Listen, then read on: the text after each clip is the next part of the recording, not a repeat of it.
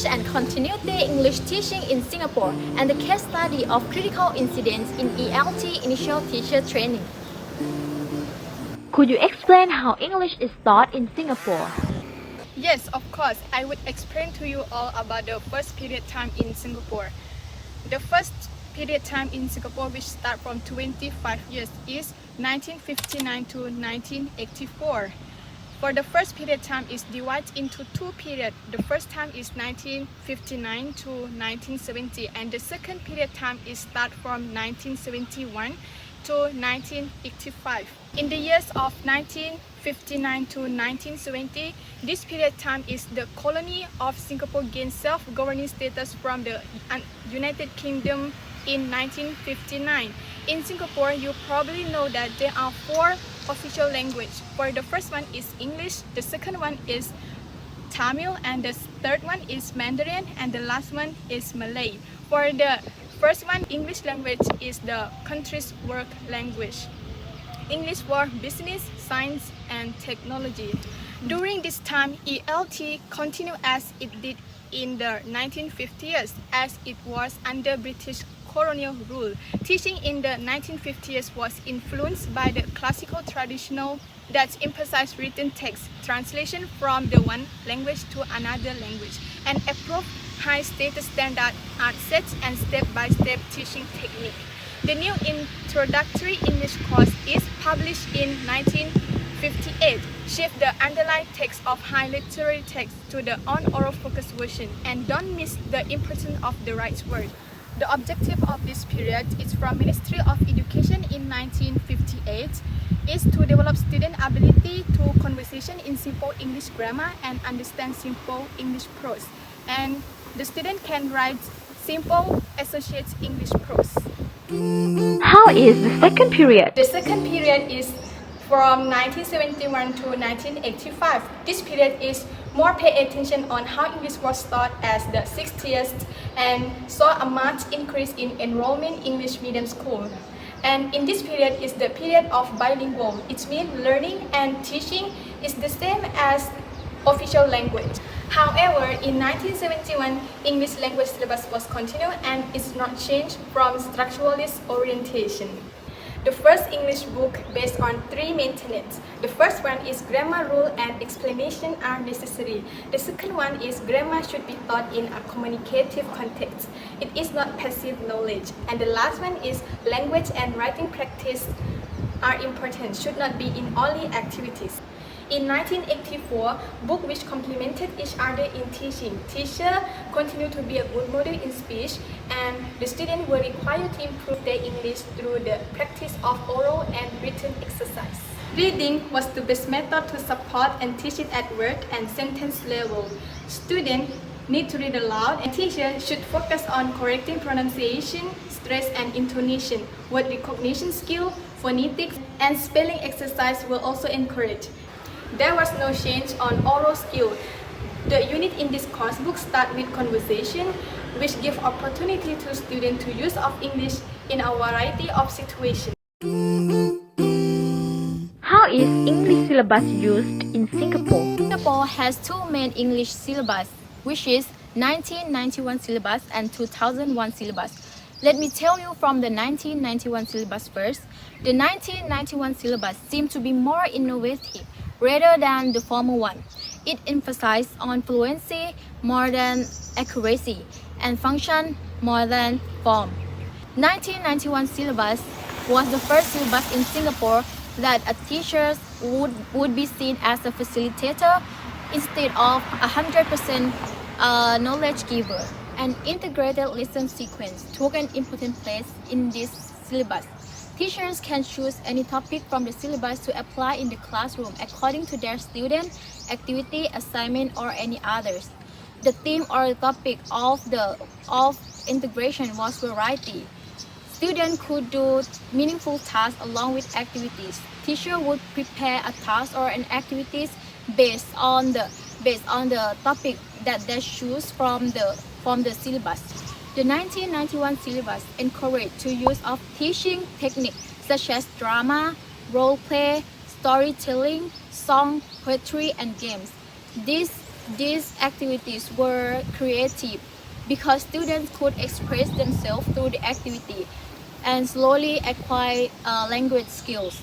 Moreover, students tend to work as a group rather than individual work to achieve the goal of the syllabus. The main textbook used in school included the contents about communicative principle and attached with many items that attach with many things inside, such as students' worksheet, teachers' handbook, and audio visual and any other items that appropriate with students' age, activities, and content. It was different from the former one because of the updated approach and innovation, such as integrated approach, meaningful context, and spatial visual aids.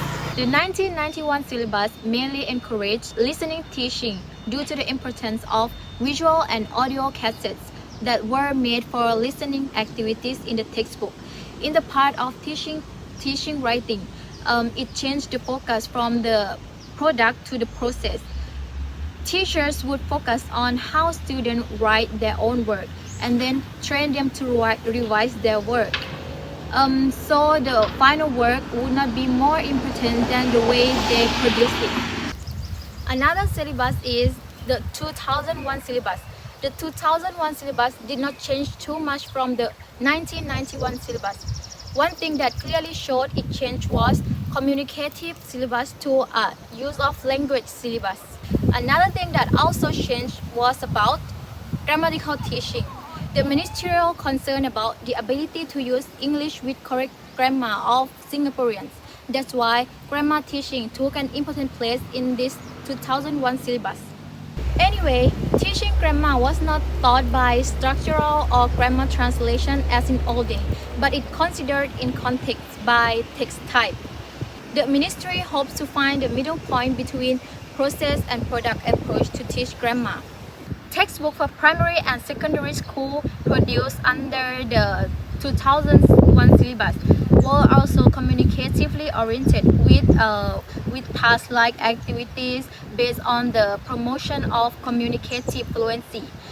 They were not much different from the former textbook, as they emphasized the integration of skill, contextual teaching, and learner participation, such as a group work. Cooperation and group work continue to be emphasized. All the language textbooks for primary and secondary schools include tasks and mini projects, which require students to work together while learning the 4 language skills. And these are 2 main English language syllabus in Singapore. What is a critical incident? A critical incident is any unexpected event or situation that happened during the class. When teachers have studied or reflect on critical incidents, they will get various beneficial information from those case studies to make them have better understanding in teaching and learning management. Are there any problems happening in English classrooms? Yes, it happened.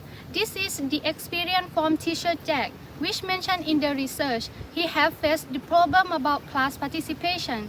His 2 students were afraid to participate in activity that need them to sing an English song. During the class, they both will sit silently behind the desk. For Jack's solution, he has focused more on this group in the next class. He said that he took them aside and explained how class participation was crucial for them in terms of it can improve their English proficiency level. After that, although they are still shy and slightly afraid, but they have tried to participate more in the next class activity and also prefer to get more special attention from teacher. For one more problem, it is about the behavior of students. This experience from teacher Shane.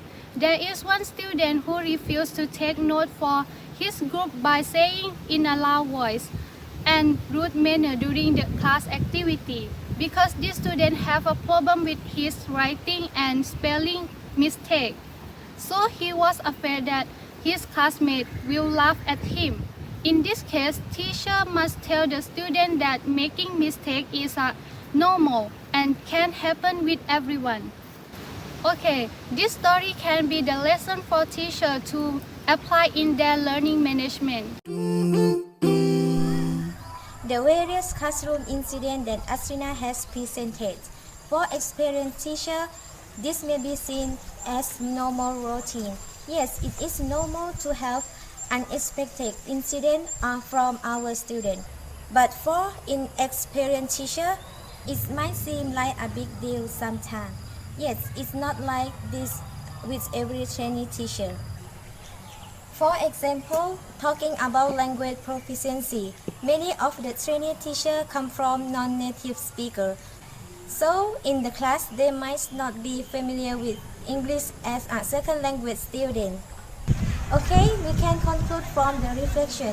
It is a process that allows teachers to support their thinking and develop their analytical thinking process, reflecting on unexpected events that happen in the classroom. Teachers have to practice how to explain and examine how events occur in the classroom, whether positive or negative, because the behavior of each student is not the same. Teachers should focus on both sides. By reflecting on events, teachers can deal with students and face teaching in real life.